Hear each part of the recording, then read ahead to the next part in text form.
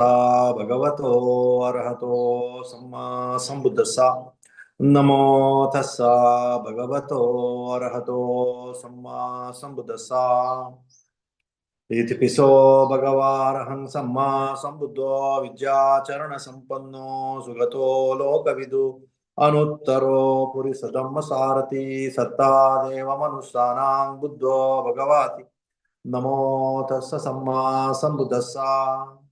Swakato Bhagavata Dhammo Sanditiko Akaliko Ehipasiko Apanayako Pachatang Vejitabbo Avinno Heti Namo Tassaniyanika Dhammasa Supatipanno Bhagavato Savaka Sango Ujupatipanno Bhagavato Savaka Sango Nyaya Patipanno Bhagavato Savaka Sango Samichi Patipanno Bhagavato Savaka Sango Yadidam Chattari Purisa Yugani Atta Purisa Puggala Esa Bhagavato Savaka Sango Ahuneyo Pahuneyo Dakineyo Anjali Karaniyo Anuttarang Punyaketang Lokasati Namo Tassa Atta Arya Puggala Mahasangasa Sadhu Sukhyanti Mangalho.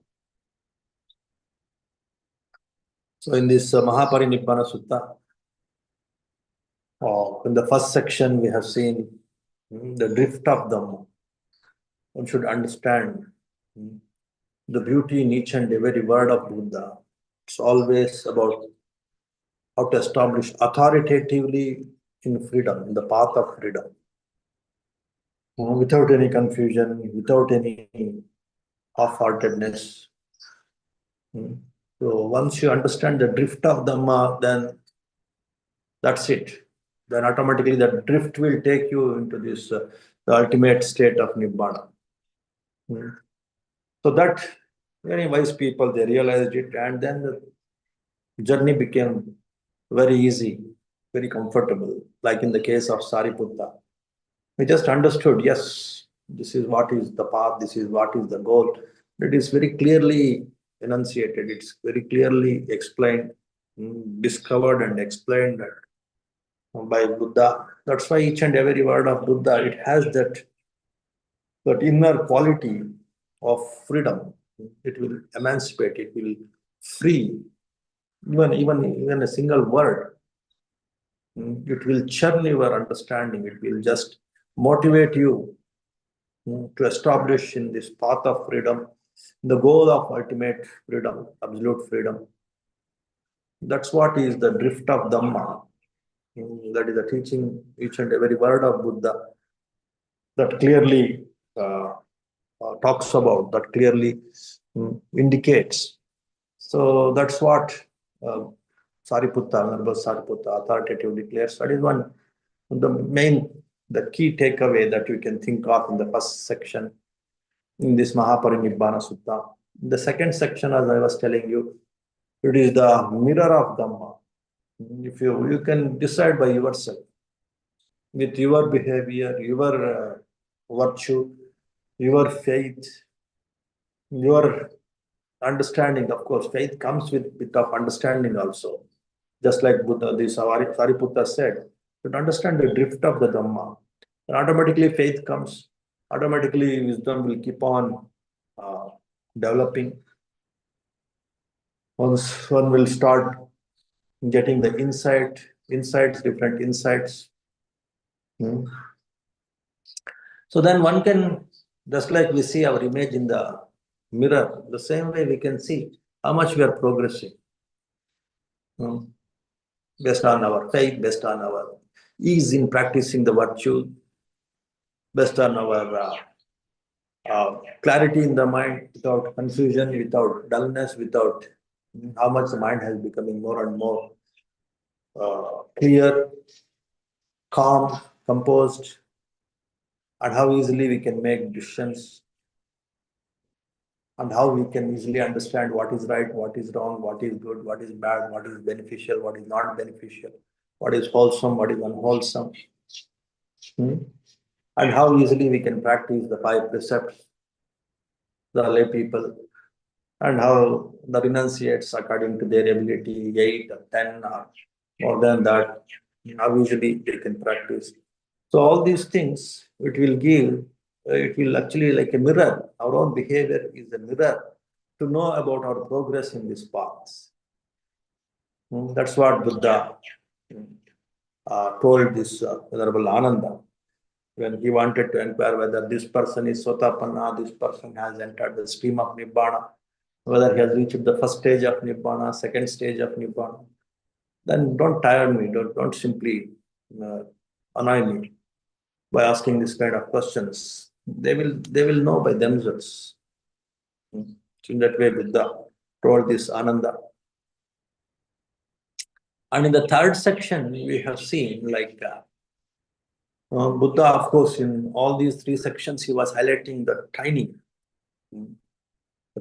in morality, the training in concentration, the training in wisdom, the training in liberation. If you establish in this virtue, concentration, wisdom, then you end up in the liberation.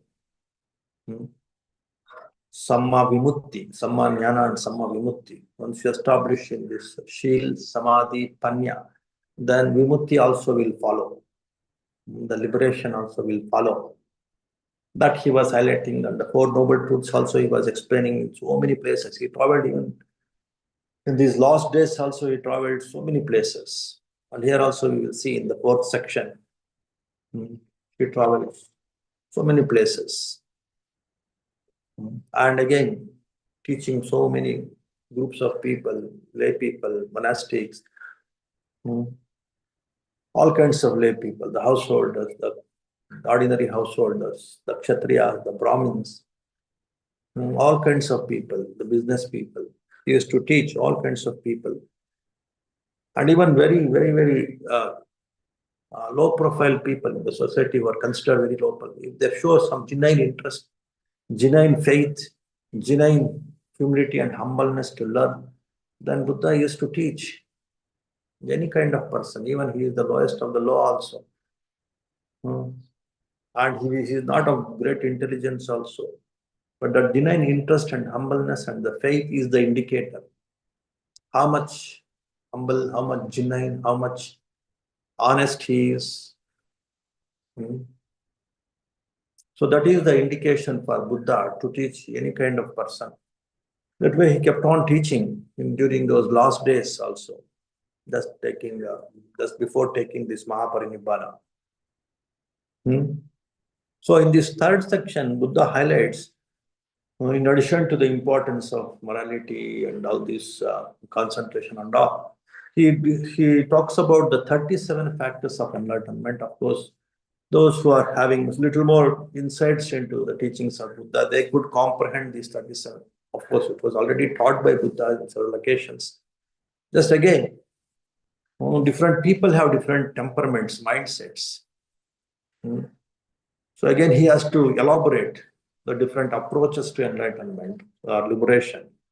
That's why he has to give a little more elaborative way of different approaches to become enlightened, to achieve liberation. And that's what is the 37 factors of enlightenment. For Satipatthana, for Samapadana, like right efforts, Satipatthana is like 4 kinds of mindfulness, 4 kinds of efforts, 4 kinds of, like say, the powers to success. Iddhipada, and then 5 indriyas, panchendriyas, 5 balas. The 5 indriyas means 5 faculties. That one has to work on them, like Saddha, Virya, Sati, Samadhi, Panya, the faith, effort, mindfulness, concentration, Samadhi, Panya, wisdom. One has to work on these things. One who develops some degree in this, then they become balas, powers. The same, Saddha, Virya, Sati, Samadhi, Panya, the faith, effort. Virya means effort, Sati means mindfulness, Samadhi means concentration, Panya means wisdom. So one who develops some degree of achievement in these 5 faculties, then they become powers. They're called Pancha Balas, 5 powers. And then the 7 factors of enlightenment, Again, they are very special. Sati, Dhamma, Vichya, Virya, Piti, Passaddhi, Samadhi, Upekka. Sati means mindfulness. Dhamma, Vichya means investigation. Virya means effort again. Priti means like that joy, that connection, that enthusiastic joy in the path, in the effort. Effort should not be like stressful. Effort should be joyful. That is what is the point here. Piti, Passaddhi, Samadhi, Upekka. Passaddhi means tranquility. The name of joy, it should not be excited, the mind. There should be tranquility in the mind. That is what is tranquility, the Passaddhi or tranquility. Samadhi means concentration. Then only when you achieve that Passaddhi, that stillness, that calmness, without getting excited, in the name of, again, joy. In the name of Virya, effort, you should not be stressful. You should not stress your mind. You should have this piti, the joy. Again, in the name of joy, you should not be excited. You see the beauty of these different 7 factors of enlightenment. It should calm down. The mind should have that inner joy, but at the same time, it should be calm also. That is what is Passaddhi. And from that Passaddhi, that calmness only, the Samadhi, concentration comes. Though you are having a lot of energy, lot of effort, lot of piti, joy also. But with the joy, if it goes uncontrolled, if it's not established in the Passaddhi tranquility, then it becomes excitement. In that excited state of mind, you can't achieve Samadhi, concentration. So one has to calm down the mind, the Passaddhi one has to achieve. And then the mind will easily focus on the meditation object. That is Samadhi. And from that Samadhi, you'll get what is called equanimity, Upekka. So we'll progress in Upekka from first jhana, first level of concentration, first level of absorptive concentration. That means like the deep concentration. First jhana, second jhana, third jhana, fourth jhana, equanimity will be in its peak. And from that, as I was telling you, all the different techniques that you are learning in the meditation courses also, in the meditation practice sessions also, finally it will take your mind to this state of Upekka. A calm, composed, joyful, effortful, mindful, but at the same time not excited, but with very composed equanimity, the way to let go all these burdens or attachments, whether it is of the world, whether it is of the body or the mind. So the mind gets easily step back when you keep on progressing in this equanimity, in this upekka, in this indifferent equanimity, or in this equanimous indifference. That indifference means like stepping back. Equanimously stepping back is possible. And that's where you enter into liberation. If you don't learn how to step back equanimously, complete awareness, complete composure, the mind can't step back from all these bondages, attachments. Then there is no liberation. Then there is like worldliness. Only is the mind gets trapped into worldliness. The external world, or even the body and mind itself, you get attached. So this equanimity is the ultimate stage, starting from sati, from mindfulness it starts. Then from sati, Dhamma Vichya, investigation, like how much mindful. It should not be like say too forceful or too less or too lax. Like Dhamma Vichya means you should achieve that moderation, not falling into extremes. Whether that the mind is achieving virya, then putting forth effort from that moderation, then from that virya, there should be joy also. Again, the virya should not be too much. There should be joy, inner connection, inner that kind of comfort, joyful comfort. And again, from that joy should not be too much again. Then it becomes excitement. That's why there should be calmness. The mind should calm down without getting excited. And from that calmed mind, concentration is possible. And from that concentration, if you progress in that right concentration, like the jhanas, then you will establish this equanimity, this indifference to all this worldliness, external world, of the body, or the mind. You develop more and more indifference, and you step back, and then you achieve what is called Nibbana. In that way, and again, of course, after that, the Noble Eightfold Path, starting from right view to again right concentration. Of course, there are the techniques, some of them you can see they overlap. Virya, the effort is there 7 times in this 37.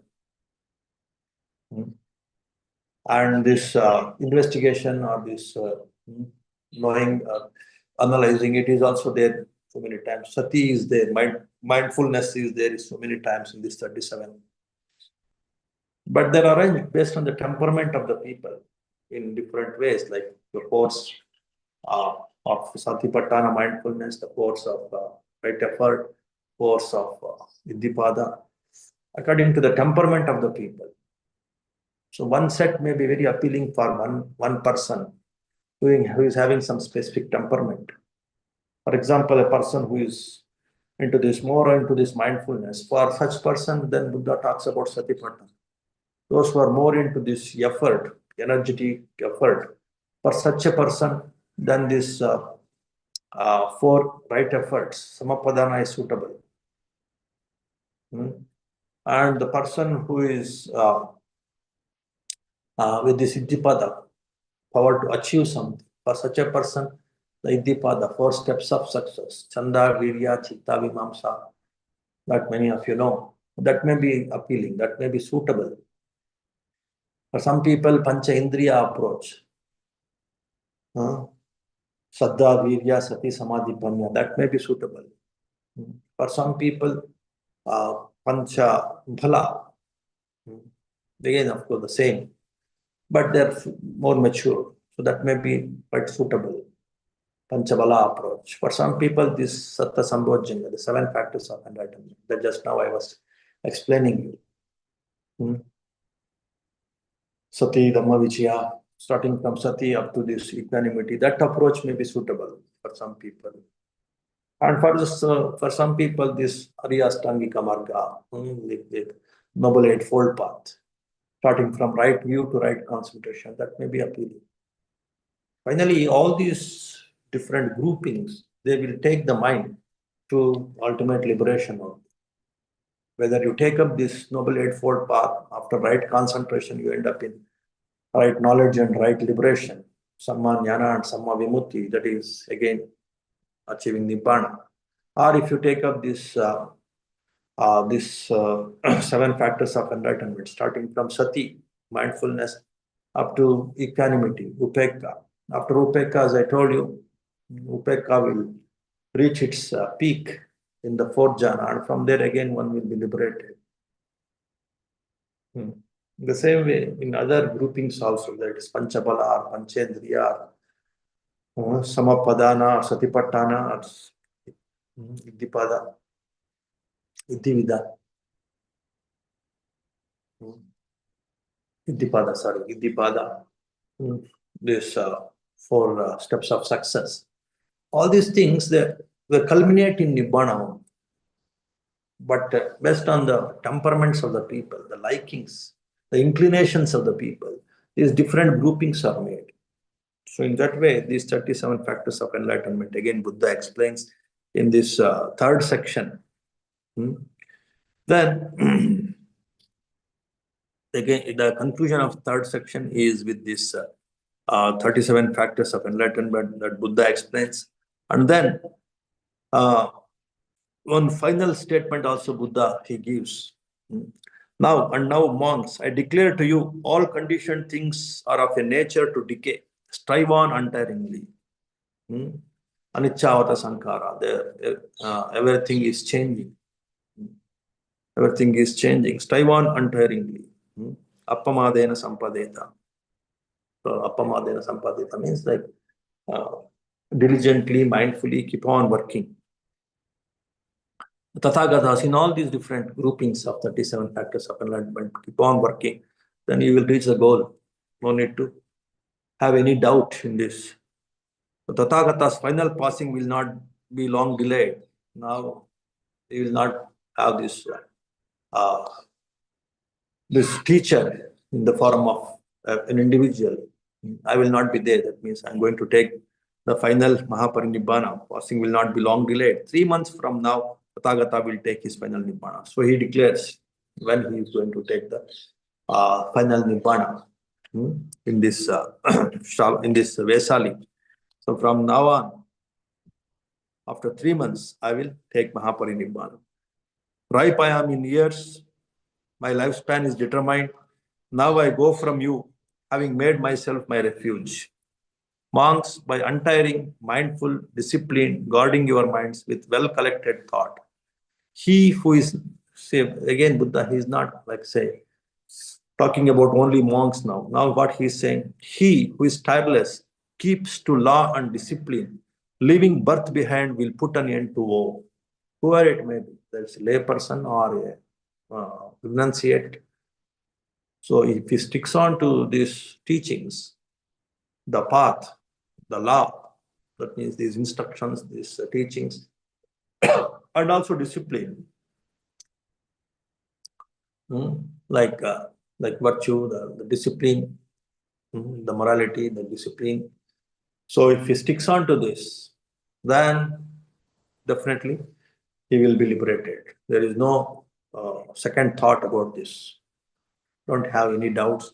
Though I will not be here, though I will pass away, I take refuge in myself and my teachings and myself. I just liberate. I just pass away. The same way you too have to work on yourself. Take the refuge in these teachings.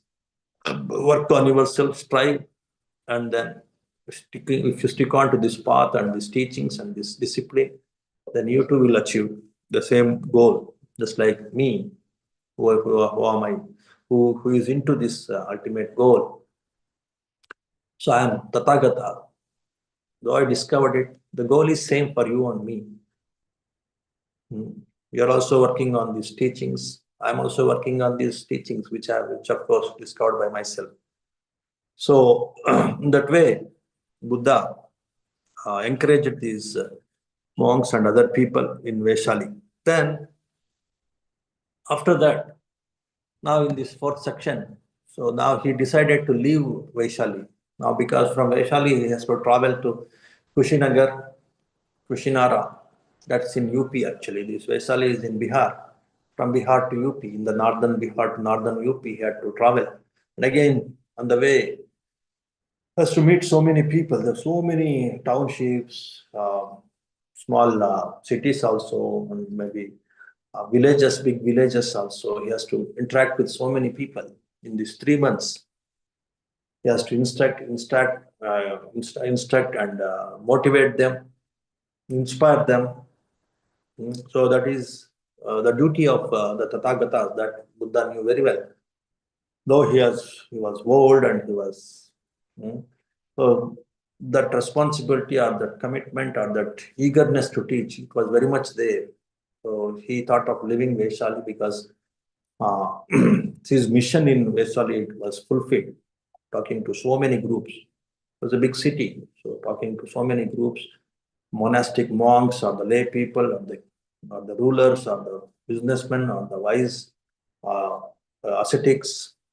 So he spoke to all of them. And now it is time for him to leave Vaishali.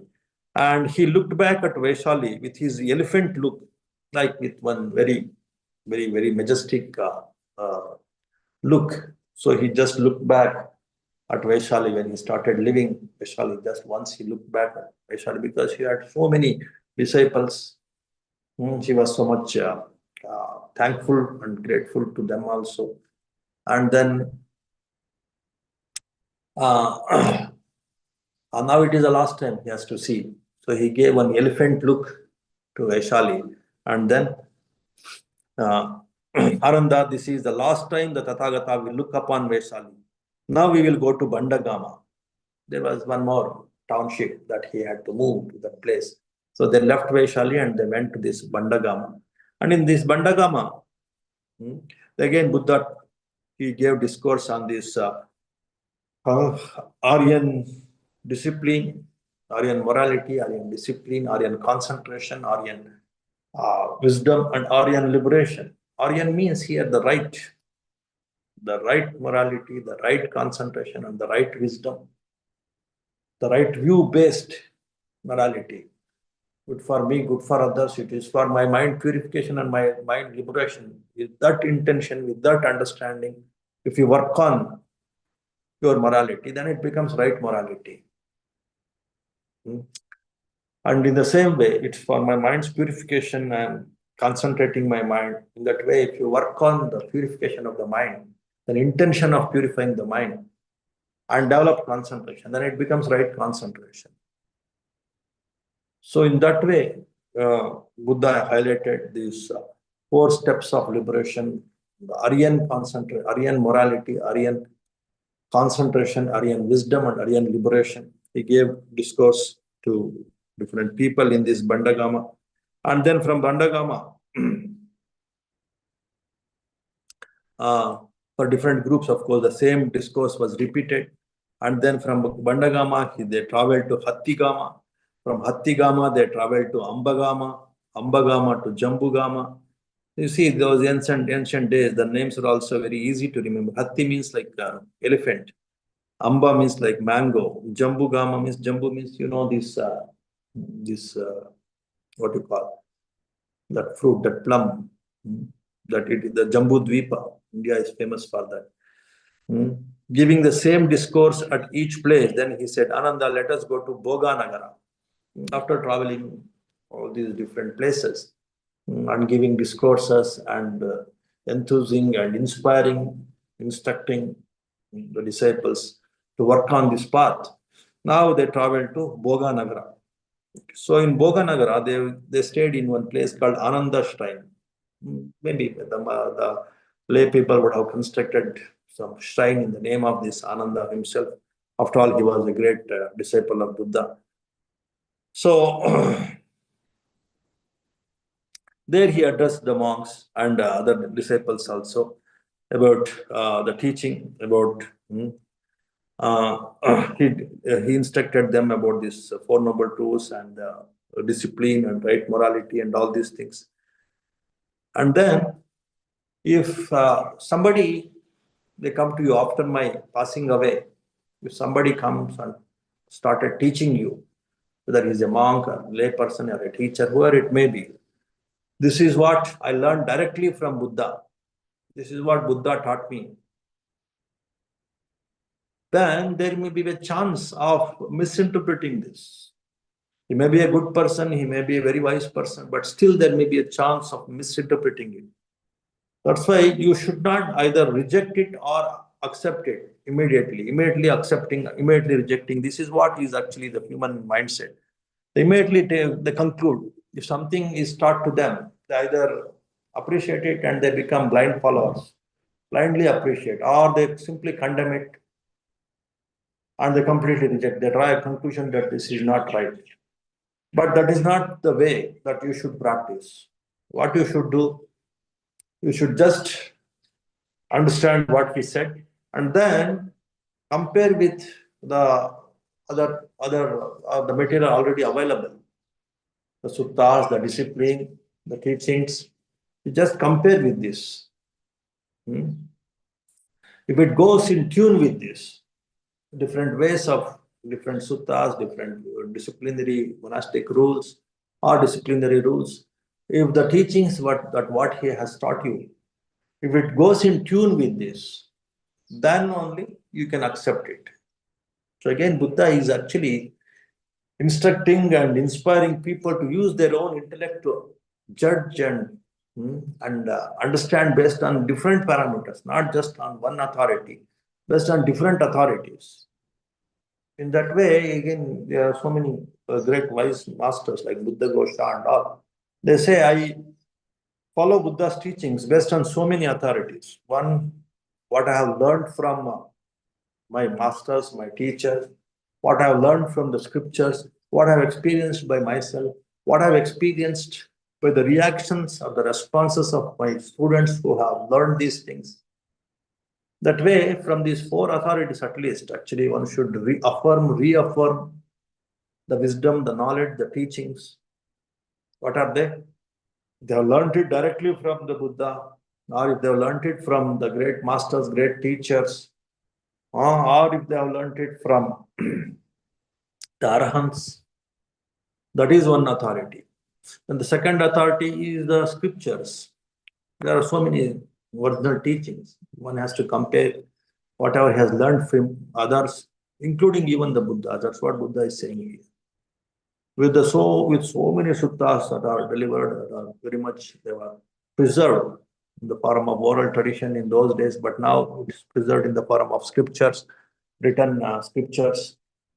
So one has to, that is one more authority that one should try to, let's say, compare and adjudge the words that are heard, the words that are read now in the scriptures, and the things, the knowledge that he experienced himself during meditation or by comprehending or by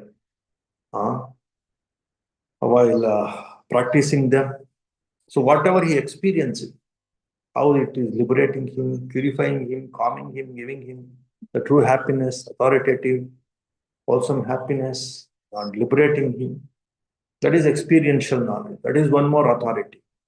And then by teaching those things, by asking other people to practice, or other people after discussing with you or listening from you whether they're practicing, they're also progress. That also information you can take. And based on this, let us say 4 authorities, you should decide this is the right teaching. So in that way, Buddha has instructed.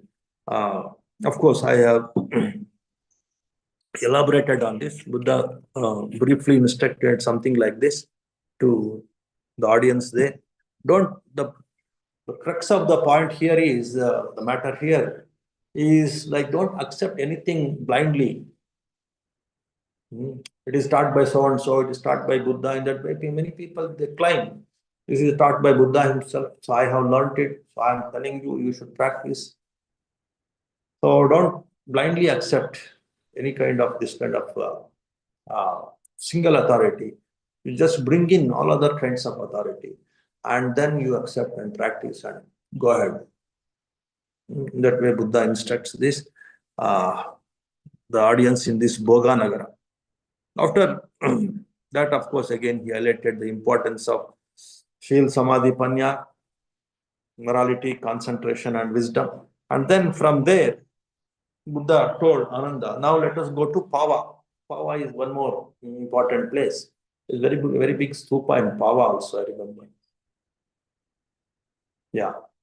So we will go there and we will instruct and inspire our disciples, our Upasakas, disciples in Pava also. That's what Buddha told Ananda. And then they went to Pava. And in Pava, one important incident happened. There was one smith by name Chunda. And he was having one mango grove. And Buddha went to that mango grove and he was staying there. And Chunda, though he was a simple man, he was a smith, ordinary smith.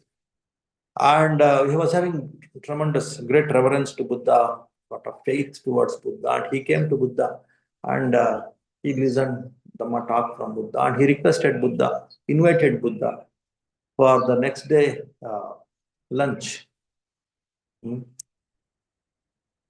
So Buddha accepted. So next day he prepared the lunch and he invited Buddha. And out of his genuine interest and faith towards Buddha, he prepared some special dish. It's called Sukara Madhava in Pali. Sukara means like pig. In English, they translate it as pig's delight, like very special food that they prepare from the pork, from the pig's meat, like the pork. So he prepared it, Sukara Madhava. And of course, Buddha went there and When he offered this pig's delight to Buddha, Buddha told this Chunda, don't offer this pig's delight, though it was very, very special food. We don't offer this pig's delight, this Sukara Madhava, to other monks. You offer it only to me. It's not because of his greed for pig's delight. It is, Buddha knew very well that other monks, they can't digest this. And again, of course, Buddha says, the leftover Sukara Madhava that you have prepared for all other monks also who are with me, you just throw it. Throw where? We should bury it in a pit. You should not throw it also. You should bury it in a pit. Because nobody can digest this in this world with its devas, maras, and brahmas. In this generation with its ascetics and brahmins, its princes and people, if they were to eat it, could thoroughly digest it except the Tathagata. They could not thoroughly digest it except the Tathagata. That's why what you should do, you just bury in a pit. Don't offer it to any other person other than Tathagata, that is Buddha. In that way, he instructed this Chunda, the person who offered the last meal to Buddha. And accordingly, it was offered to Buddha only. And for other monks, it was not the other food, that soft and hard food that he had prepared. So it was offered to other monks. And after that, and after having eaten, and after that, of course, Buddha gave discourse, and all of them, they were happy. Chunda and his family members, his associates, his friends, and all. And after that, Buddha thought of leaving that place. But even for Buddha, that was too much, that Sukaramada, even for the supremely enlightened Buddha. So he was attacked by a severe sickness with bloody diarrhea and with sharp pains as he were about to die. That Buddha knew, of course, very well. So this is the last meal, and from this meal, one has to go through this Vyadi disease also. And from that disease, of course, I recover and I take Mahāparinibbāna, that Buddha knew very well. And of course, Buddha with his Samma Sambodhi, his supreme enlightenment, it was not a big thing for him to tolerate all this pain or this suffering of this sickness, of this disease, of this severe sickness. He endured all this mindfully and clearly aware and without complaint. Then the Lord said, without complaining, oh, this food or that food or this person, that person. No, without any complaint, because after all, he knew very well that this is what is the consequence.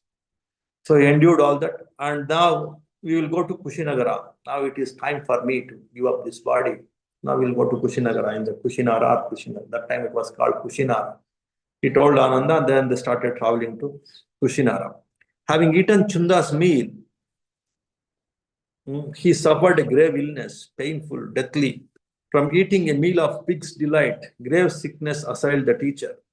Having purged, the Lord then said, now we'll go to Kushinara town. In a poetic way, this was again repeated. Then turning aside from the road, the Lord went to the foot of a tree and said, after traveling some distance, he became tired and he just went near a tree, and he told Ananda, hold a robe in 4 for me. I'm tired, I want to sit down. Then he just arranged the robe. There is one robe generally they will carry, and that they will fold it into 4, and they just lay it on the ground, and on that Buddha is to sit. And then he asked, and there were some 2 supernormal powers that Buddha exhibited. Automatically it happens. So many supernormal things will happen now actually. During the time of enlightenment, during the time of this Mahāparinibbāna, so many things, some extraordinary things will happen in the world. As I was telling you, the earthquakes will happen. The whole world system will quake. And in addition to that, so many other things also will happen.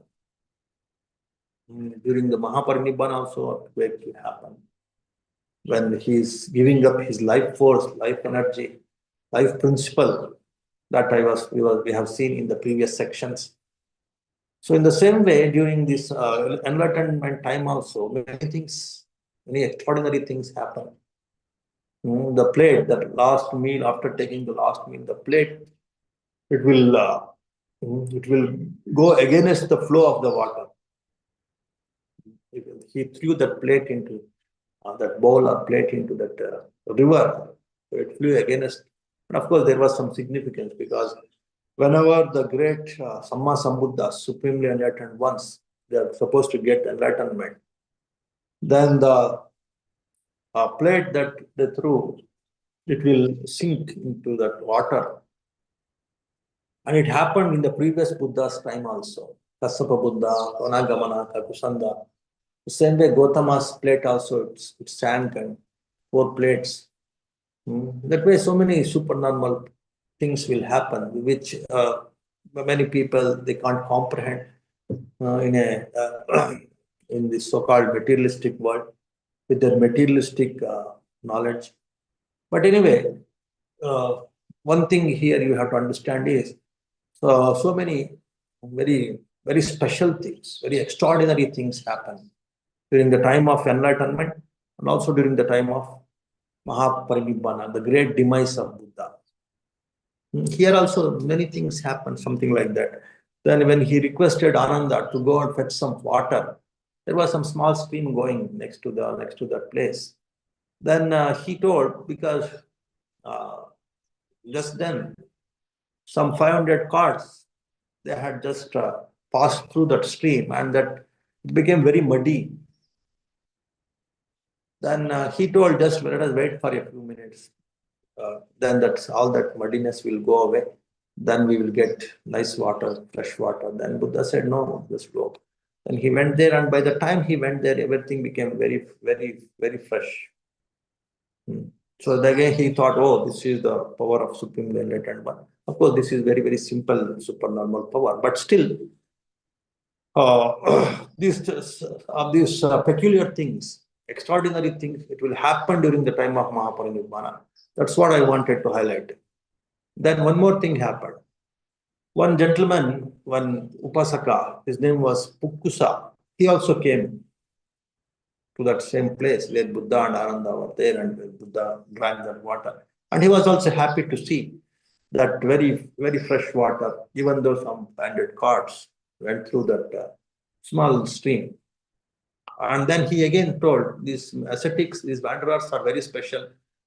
He was the disciple of Alara Kalama. So there was one teacher of Buddha when he was not enlightened. Now, you know, some of you, I think you remember Alara Kalama, Uddakrama Buddha. With Alara Kalama, Buddha learned all these great concentration meditations. Up to 7th jhana he could achieve. So in that way, he was very skillful in this, up to 7th jhana, this Alara Kalama. One of his students, disciples, his name was Pukkusa. He was happy with this supernormal power of Buddha, that how the water became very fresh. And again, he remembered this Alara Kalama. So he was so much absorbed in his meditation. Like when some 500 carts, when they were moving next to him, and a lot of dust also, it spread on his body because of this cart movement. But still he was in the deep samadhi. So he was very much thrilled, and he was started appreciating. That's what happened. And then Buddha said, all right. So once in Buddha's life also, one event happened. Forget about these 500 carts going. A lot of heavy thunder.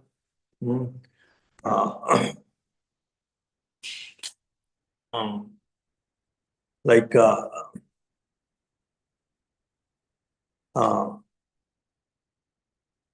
when rain god streams and splashes, when lightning flashes and thunder crashes. So there were, so I could not see, and many people died because of the lightning and thunder. Everything happened next to me, but I was in deep samadhi. I was in deep, it is far superior samadhi than the 7th jhana that Alara Kalama was happening. And I could not, even people died, and so much of sound, so much of crying, so much of. So So which is superior in that way? Buddha wanted to actually, many people, they were simply fascinated with the supernormal powers. So for such people, Buddha has to reply to them, their queries, again with these supernormal powers only. That's what happened here in the case of Pukusa. So you are prizing the supernormal power of Alara Kalama. Just some 500 cards went next to him. He was not aware. But you just see all these lightning, thunder, riding guards, they were creating havoc. But that time I was into this great meditation, Nirodha Samapatti, great meditation, which is superior. In that way, when this comparison came, this Pukusa, it is nothing. It is 500 cards or 1 million cards. That sound, it is insignificant compared to this great thunder, great splashing and crashing of the thunder and this lightning and rain and people dying, and the bullocks and the people, right? So in that way, so you just can't compare this this absorption of Alara Kalama with the absorption of this Samma Sambuddha. So in that way, when this was indirectly told to this Pukusa, of course he was a wise man, he understood. And now I don't give much importance to that Alara Kalama's supernormal power. And he developed tremendous faith. And of course, his mind opened up to this path also, Buddha's teachings also. For some people, the mind should actually, it gets opened up, it will be triggered with these supernormal powers. And that worked in the case of Pukusa, and he could understand Buddha's teachings and the paths, and simply not getting carried away in the supernormal powers. There is something authoritative way to establish in this path. That's what this Pukusa realized. And he was, of course, he asked his servants to get 2 pairs of robes. They're made of gold, gold threads. During those days, of course, the cloths were made of gold also, gold threads also, very fine gold threads. And he asked burnished and ready to wear such kind of robes you bring. So they brought 2 robes, 2 sets of robes to this Pukusa, and Pukusa offered these robes to Buddha. And again, that is one extraordinary offering. That's maybe because of that reason only they have mentioned this story here. And of course, how this supernormal powers is not the criteria to get thrilled or fascinated by the powers of the ascetics of the teachers. But it's one more thing they wanted to teach here. And even at the time of Mahāparinibbāna, how Buddha could help this Pukusa, a humble devotee, but disciple, a very innocent disciple, how he could bring him to this path with this comparison of the supernormal powers, and how he could establish him in this path. That also we can see here. And this about this last offering. Previously, of course, many people had offered robes to Buddha, and this is very special offering because Buddha was supposed to take Mahāparinibbāna after wearing these robes. So when he brought these 2 pairs of robes, Buddha asked him to give 1 pair of robes to Ananda also. And he wore 1 pair of robes, Buddha. And after, though it was made of gold, it was so much brilliantly shining. And that time, Ananda observed, Buddha's body was shining more than that robe, the golden robe. And he explained this, he told the same thing to Buddha. Your body is, Tathagata's body is shining more than the golden robe. Then Buddha again gives the clarification. Yeah, before enlightenment and also before this Mahāparinibbāna, the body of the Tathagata, it shines more than the golden robes. Its shining is its ultimate. In that way, Buddha gives the answer to his query, his Ananda's query. So in that way, so all these signs and they are the indications of Lord Buddha's Mahāparinibbāna. And that is also indicates, signifies, it gives the significance of Mahāparinibbāna. It is not just some passing away of an individual. It is the passing away of supremely enlightened Buddha by offering so much of service to the world. by liberating the humans, divine beings, Brahmas, from these clutches of the samsara. And this is not an ordinary event. So that also Buddha wanted to highlight. And of course, that is the nature, that is the law of the nature. When Samma Sambuddhas, when they take Mahāparinibbāna, all these things will happen. So then Buddha told, now we will go to Kushinara. So I have to take the Mahāparinibbāna there. In the Sal grew. Sal means a kind of tree. Actually, he was born under a Sal tree also, Lord Buddha. And his Mahāparinibbāna is also under 2 Sal trees. Here in the Himalayan belt, it is very much there, these Sal trees. So they say it's a kind of mahogany. I think India they call it as mahogany. Here they call it as salt trees. So this, under these 2 salt trees, there is one sal grew, sal forest. The sal grew under the 2 salt trees. Tathagata will take his final Mahāparinibbāna. So we'll go there near Kushinara. So they traveled to Kushinara.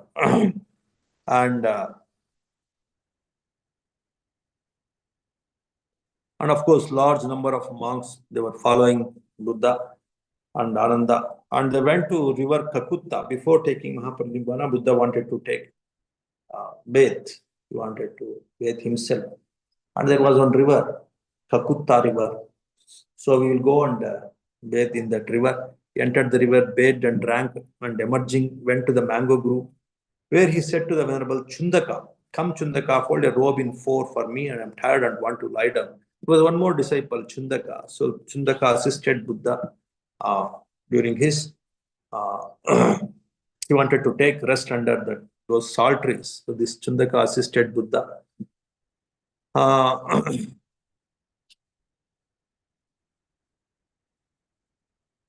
Then he instructed Ananda. This is one more beautiful instruction. It might happen, Ananda, that Chunda the smith should feel remorse, thinking it is the fault of Chunda. It is his misdeed that the Tathagata gained final Nibbana after taking his last meal.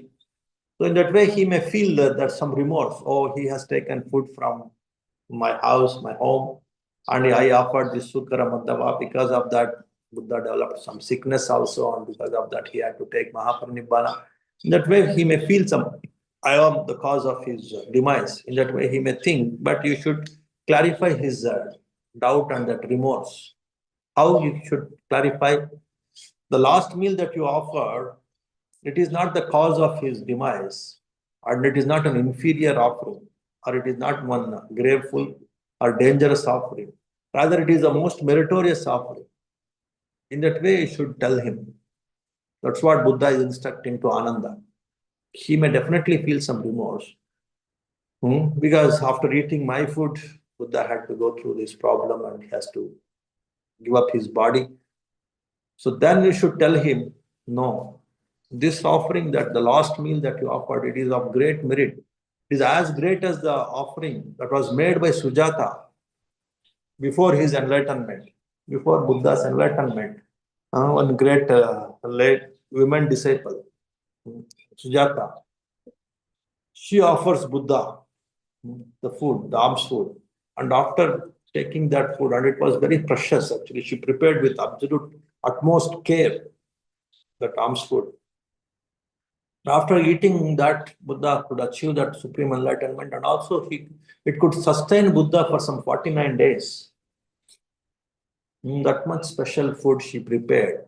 This is also of such nature. This Chunda Sukara Madhava, the pig's delight. So it's very special food that Buddha, this Chunda offered to Buddha. It is as meritorious as the food that was offered by Sujata during Buddha's enlightenment. In that way, you should tell him.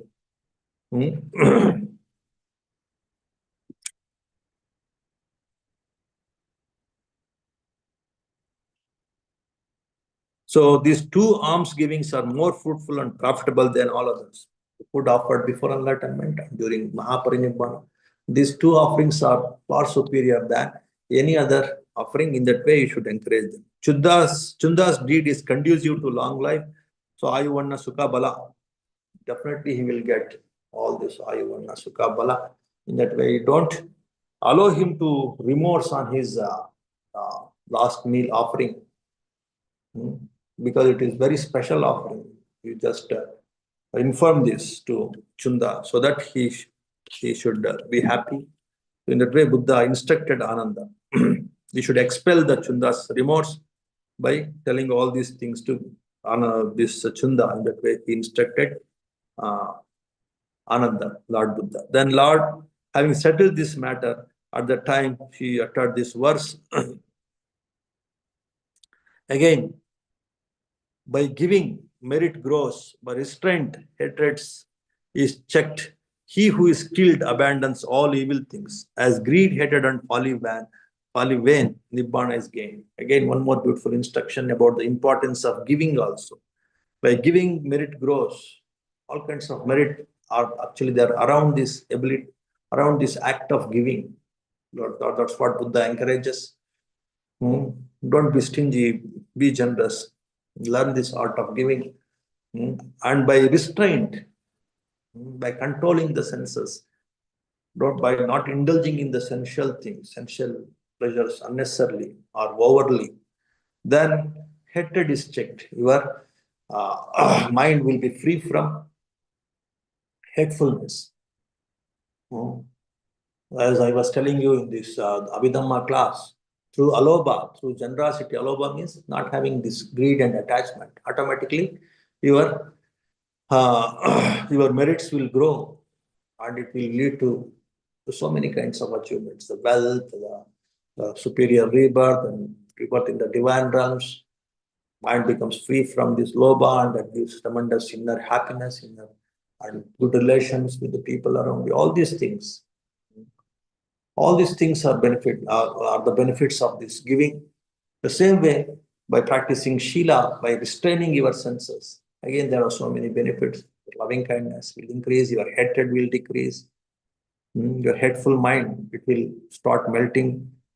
And who is skilled abandons evil things. By practicing morality skillfully, one will abandon the evil things, and by practicing concentration also, you will abandon the evil thoughts. As in that way, your ignorance also will wane, and that will lead to Nibbana. Your greed, hatred, and ignorance, when it goes, then you will end up in the ego, the folly, the arrogance, and ignorance. When it goes away, by giving up the greed, hatred, and then concentration, and then wisdom, when your ignorance and folly will go away, then you are in Nibbana. That way, Buddha encourages this step-by-step training of generosity, Shila, morality, and also meditation. Generosity, morality, and meditation. He highlights here in this section, the ending of this fourth section. Okay, so that's what is Buddha instructed this after lying down under the salt trees in Kushina. That is the final destination. After going through so many cities, so many townships, towns, big villages, big gatherings of lay people, householders, kings, rulers, Brahmins, businessmen, ascetics, even ordinary people, even people like this Ambapali, Kotesan, and people like Chunda, an ordinary smith. They were all very special actually, this Chunda and Ambapali, though they were from very ordinary birth, very humble birth, very humble origins. But still, their encounters with Buddha, it led to so many superior, so many supernormal things happened, and a lot of, like say, special teachings Buddha had to give because of these devout disciples, very devout disciples like Chunda, Ambapali, and all. And Buddha could teach the beauty of generosity, morality, because of these devout disciples. So in that way, the credit should go to them also. That's what you have to understand from this Mahāparinibbāna Sutta. It's not just for the wise people or very intelligent people or very posh, very powerful people like Kshatriyas and warriors and all, or businessmen or the teachers and ascetics, even with even for ordinary people also. These simple practices like generosity, morality, it will open the way to Nibbana. That's what is the message that we can see here in this fourth section also. Okay.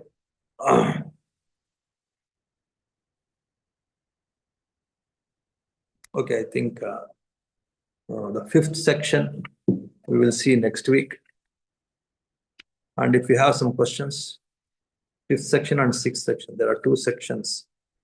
So I think in next 2 weeks, we will conclude this Mahāparinibbāna Sutta. So if you have some questions, you can ask and then we'll conclude.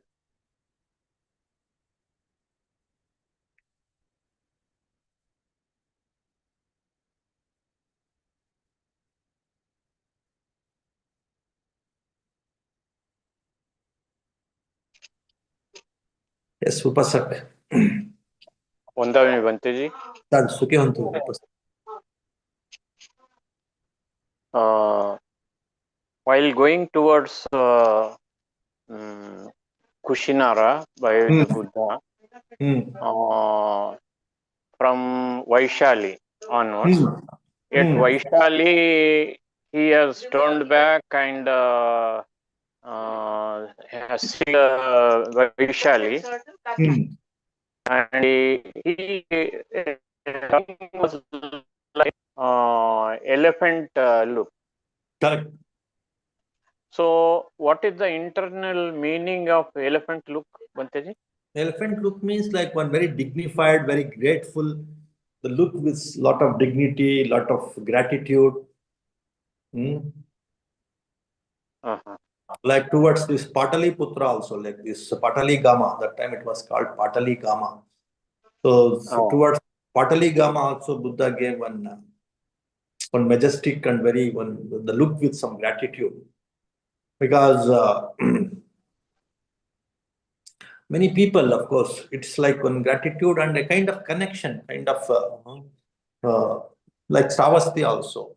He was having lot of connection and gratitude. Like say in one place you spend so many years, let us say, then you have to leave it forever. You have to leave that place forever. Then you develop so many emotions. You see a kind of gratitude, a kind of compassion towards all the people there. A kind of, like say, even some respect also. If you have gained so many things from there, from the masters there, teachers there, you develop a lot of respect. So a kind of mixture of so many emotions, so many beautiful, wholesome emotions Buddha developed towards these great cities where Buddha had lived, taught, exchanged so many things. And he was shown a lot of compassion, a lot of respect from so many people in those cities. Then if it is one final, like say, send off, finally he is leaving that place. Then a kind of a mixture of emotions. So that is the indication of this elephant look. Buddha generally give the elephant look when something he is giving up it forever. Permanently he is giving it up. So if that kind of occasions, Buddha used to give an elephant's look. That's what in the scriptures they say. That means to show that Buddha has some special connection to that place or to that person or to that set of people. So in that way, one can understand about this elephant's look, Upasa. Thank you very much. Fine. Sukhi Hantu.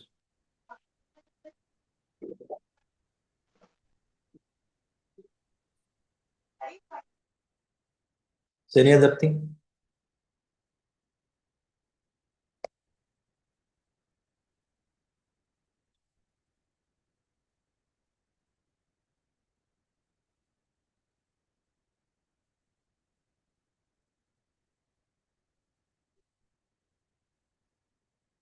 So the highlighting the key takeaways in this fourth section is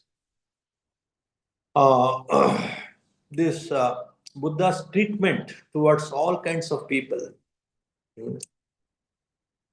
Even the people like Chunda also.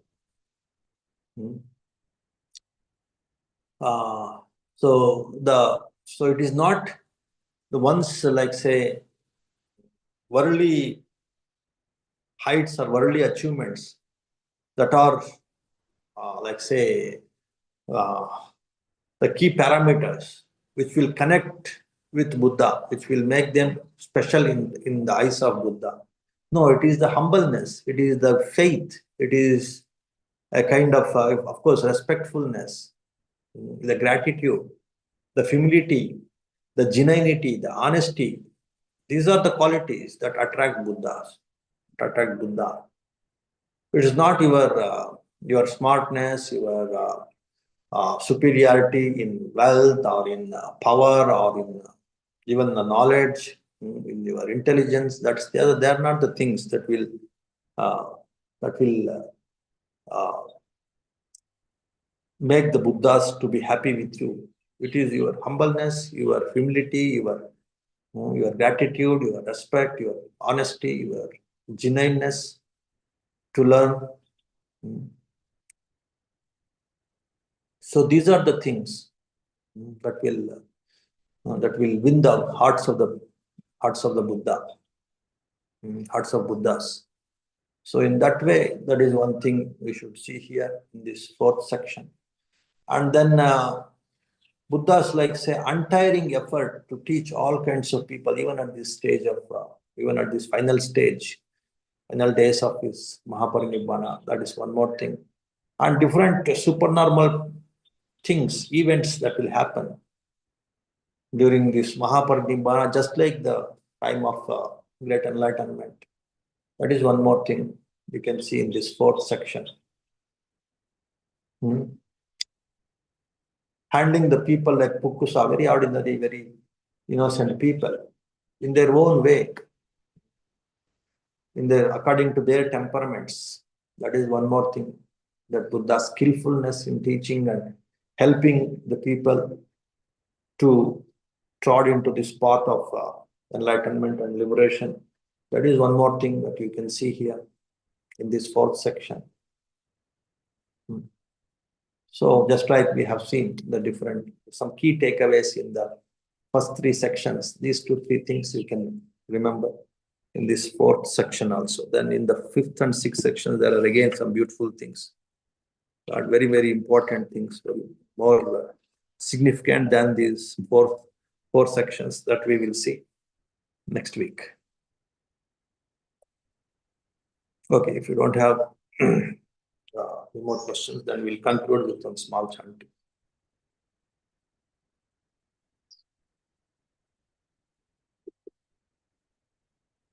There is some question. Good morning, Guruji. How do we ensure equanimity if we are excited with joy? Then how do we ensure this likewise if we are depressed with sadness? Yeah, it's all like training, you see. Just with some intellectual tip, you can't train your mind. Many people, especially these modern people, they want to learn the things by just taking one tip, and then they want to that. See, the mind is actually all these, the abilities and disabilities of the mind, the powers and weaknesses of the mind, they're accumulated from time immemorial. So to change that habit pattern of the mind, it takes its own time. It takes tremendous churning, tremendous, like say, practice. Forget about moving from joy to equanimity or sadness to equanimity. Even to get the very mindfulness, the sati, the very first enlightenment factor in this, let us say, noble, these 7 factors of enlightenment, satta, sambodhana. If you want to establish in sati, one has to train the mind with lot of mindfulness techniques. Sati means mindfulness. One has to practice so many mindfulness techniques.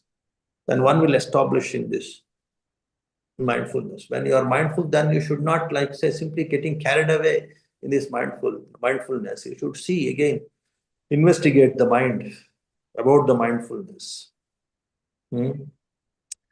How much it is helping, how much you are progressing in mindfulness, at the same time in your day-to-day activities. In the name of mindfulness, you can't forget your actions, your responsibilities. A little bit of planning, little bit of like say learning from the previous action, that is also required. What is investigation? Then it's not just like your mindfulness and your investigating ability. Then you have to establish in effort also. You should push oneself. One should like say enthuse oneself, push oneself into superior action. That is what is virya.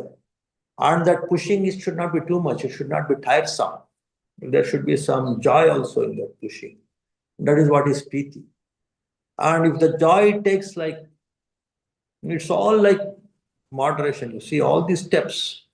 If one increases, you have to counter it with the other opposite. The opposite, because of the opposite, if one goes into another extreme, then you have to counter it with one more thing, which can counter this. So in this process, one has to build the mind. And again, if this piti becomes too much, as I was telling you, then one has to tranquil that. One has how to tranquil, again, to observe the mind. Now it is excited. Now not getting carried away in that excitement. And that again comes in meditation. One can experience all these different 7 stages. One will be mindful when you are with a meditation object. Let us say breath. You keep on observing the breaths. You are mindful of the breaths. Then you start investigating whether I'm completely mindful of the complete breath, or even the gaps between the breaths.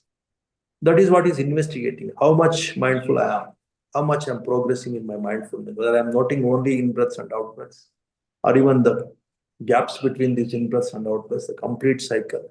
That is what is investigating. So when you're aware of the breaths, you keep on developing awareness, then you start investigating how much mindfulness I'm progressing. That is the investigation. Then you feel like putting forth a little more virya, for more number of hours, more number of minutes. I want to continue this mindfulness on breaths. That is what is virya. Then once you start getting this virya, then I used to tell you, then you will get the light of concentration, the light of purity, the light of wisdom. So that you start getting, that nimitta, it's called light of concentration, that light you start getting. And one should not be excited with that light. So I think it is good to explain all these 7 factors using this anapana meditation, this breath meditation. So when generally we feel that some kind of excitement, because it gives immense joy. The body becomes so light, the mind becomes so fresh, a kind of different experience you will note when you see this light. Then one will get excitement. Then, as you are asking, so from this excitement, from that piti, so what you should do, should observe, even not getting carried away in that excitement. You should again focus the center of that light. Let us say you are experiencing light here. So you should select some place, some let us say, the center of this light, and you should keep on observing that light. Then the mind becomes tranquil. Then the mind will calm down, settle down. You're getting? Yeah, getting good. So the mind becomes calm, it will settle down.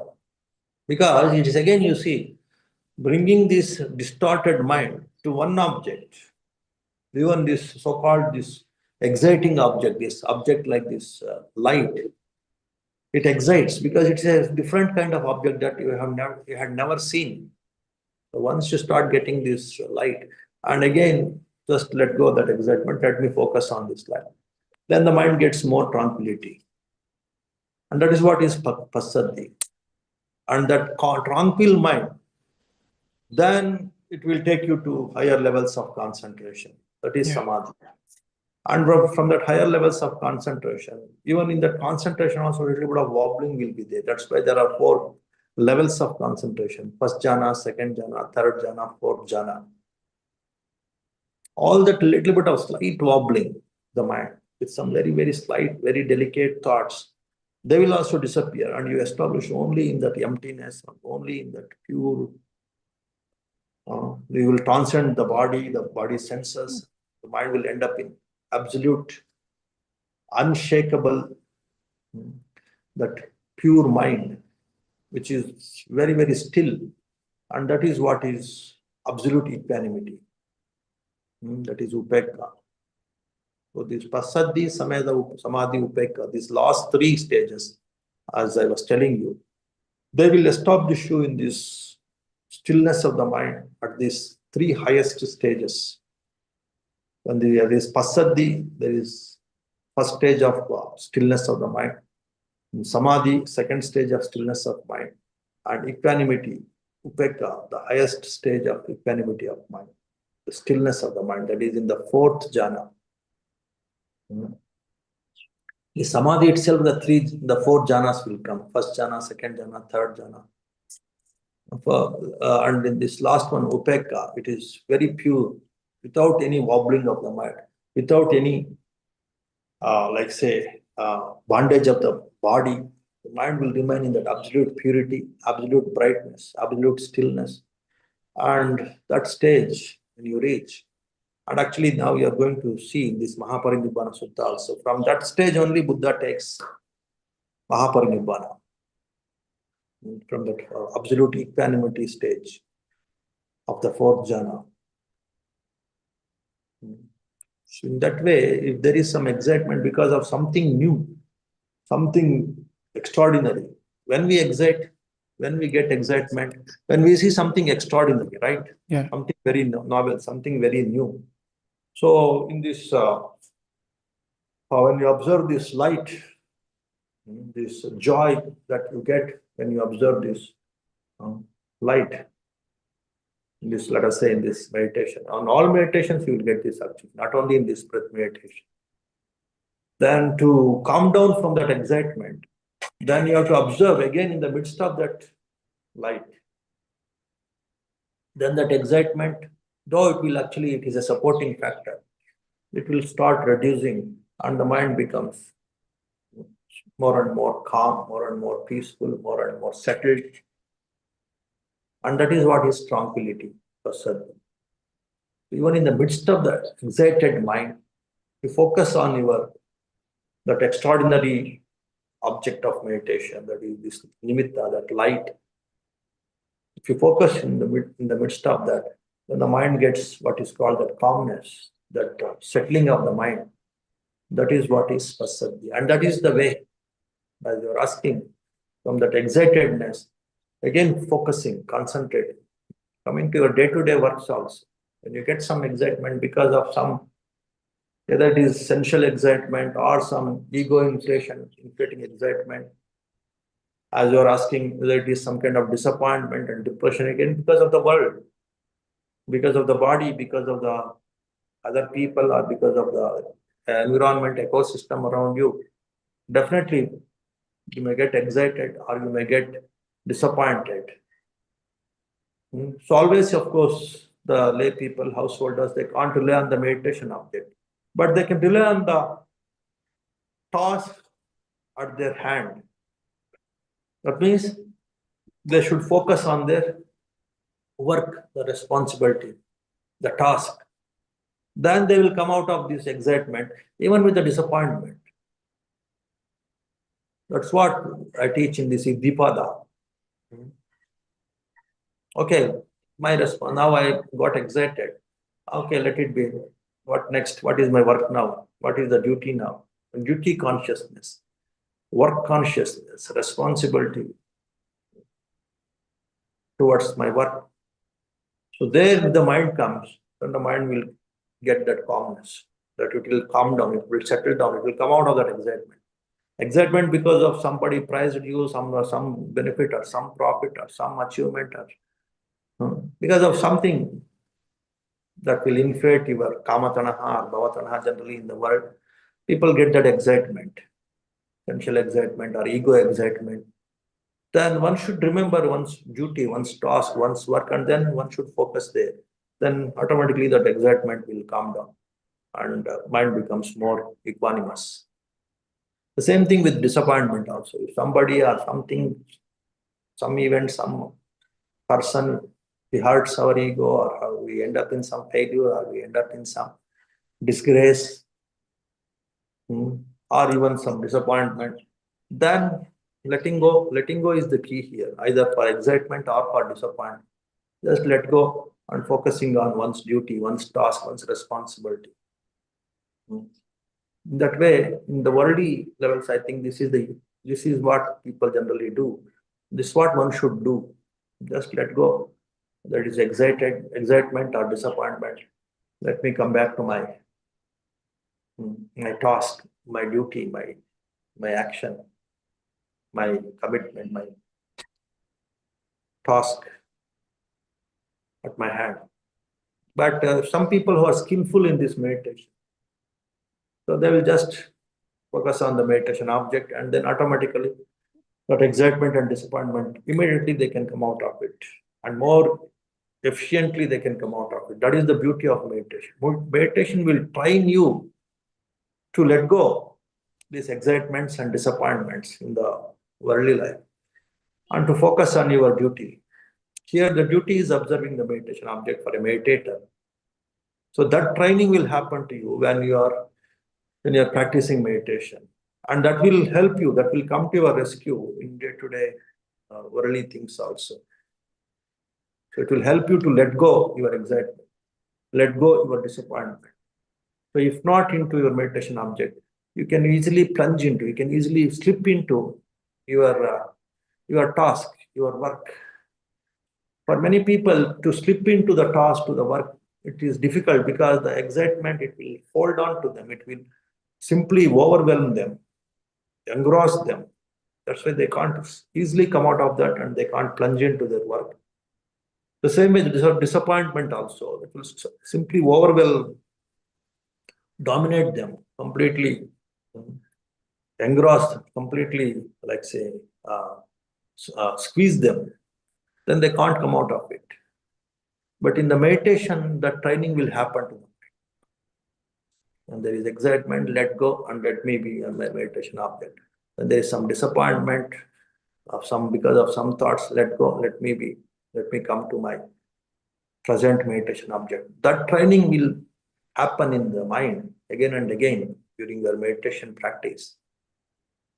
So that training will help you to come out of your excitements and disappointments in your day-to-day life also, and back to your work.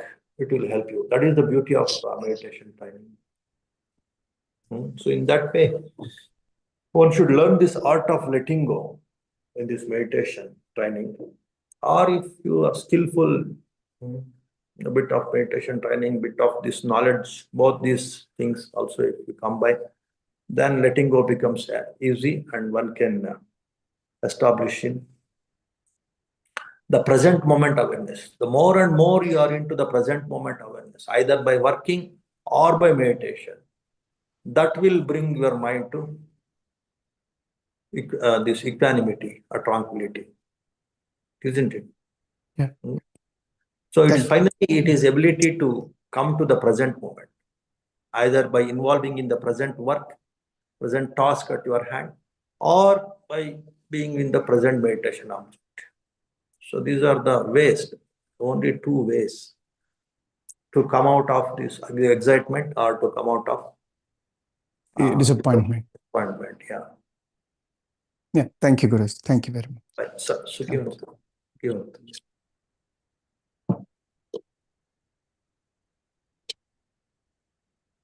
okay, now if you don't have any more questions, we'll conclude.